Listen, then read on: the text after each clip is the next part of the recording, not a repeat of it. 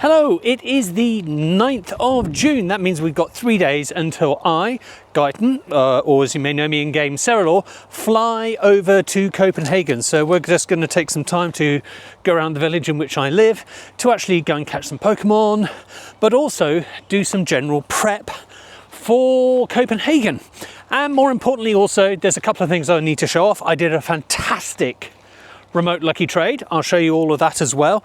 And a couple of really nice shinies from the wild as well. So we've got all of that. Plus, I'll run you through some of the Pokemon Go Copenhagen Lego news, because that's all been announced today as well. One of the main things I've had to do is do actually some clear out of my items.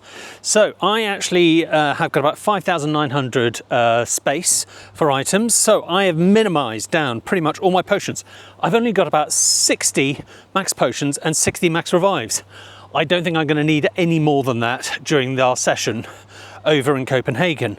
Pokeballs I've kept to a minimum, Great Balls as well, but Ultra Balls I have been saving up like crazy. I now have over 4,000 Ultra Balls because I'm going to be using the Go++ to catch as many wild spawns as I can. Golden Raspberries also kept to a minimum, down to about 100. That is going to explode in Copenhagen. With so many raids, I think we're going to have to do some dumping. And what else have we got? Silver Pineaps. I'm trying to use those up. I've got 112. I do not need 112, but I think I'll use those in raids to actually catch things. Gifts are being kept to the minimum. What else? Rare candy. I have dumped pretty much all of my rare candies that I've been getting recently into things like Palkia and Curium for their adventure effects, so that's all good. Rare Candy XL I put into Mewtwo's because that is probably the best place to actually use that candy. XL anyway. Premium Battle Passes. We're going to do a lot of raiding. 175 should do what we need it to. Fast TMs and charge TMs, another place where things can build up tremendously. So I've kept that to a minimum at about 43 and 75, but I might even cut those down more because space is going to be at a premium over in Copenhagen. Now, other thing that we need to do is we're going to need space for Pokemon. And if we have a look over here at my account and recent, we will see that I am at 10,400 roughly in terms of Pokemon caught, and I've got 12,000 total space.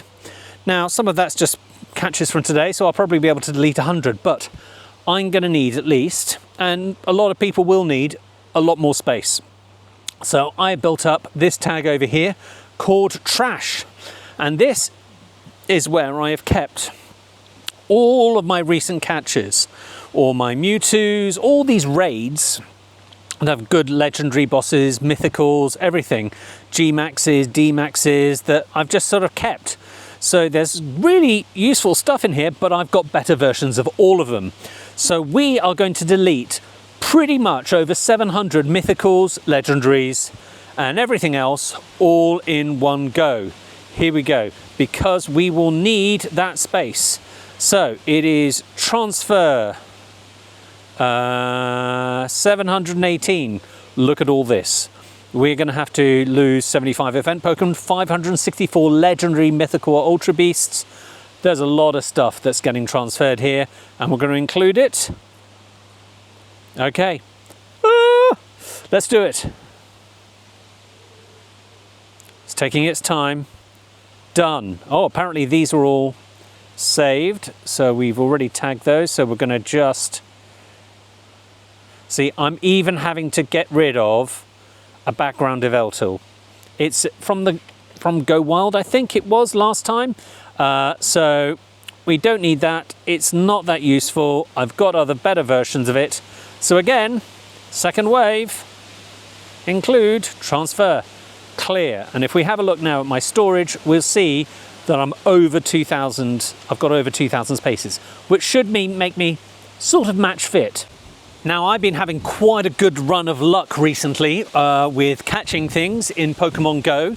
And as you can see up here on screen, from today, I caught a Sizzlipede in the wild. And more importantly, from my last batch of 7K eggs from last week, I managed to get the shiny Varoom. I've been really wanting this. I'm so pleased that I've got it. That's absolutely fantastic. But more importantly, from JLo, the book girl, I managed to do this lucky trade. Yes, this shiny, lucky Shundo Tinker Tink.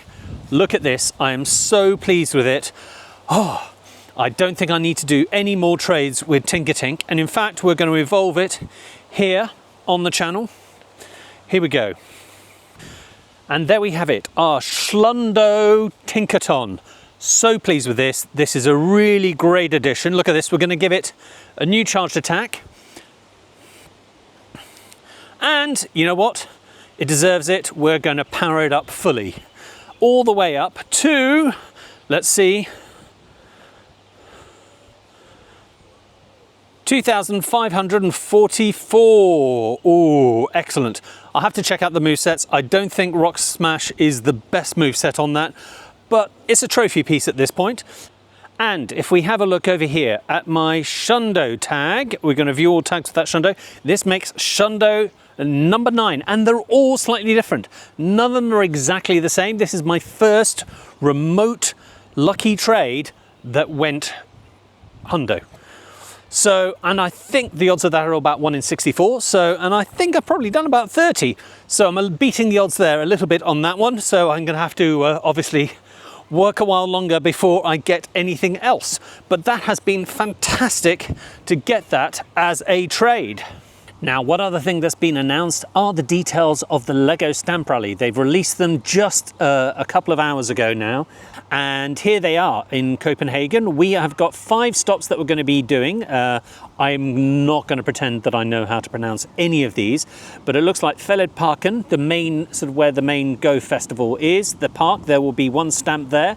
The 2 Lego stores in Copenhagen itself, and also 2 other locations, King's Garden, Kogenshav, which is in the centre of town, and also just by the sort of port as well, near Kastellet, which is this big sort of pentagram sort of fort in town.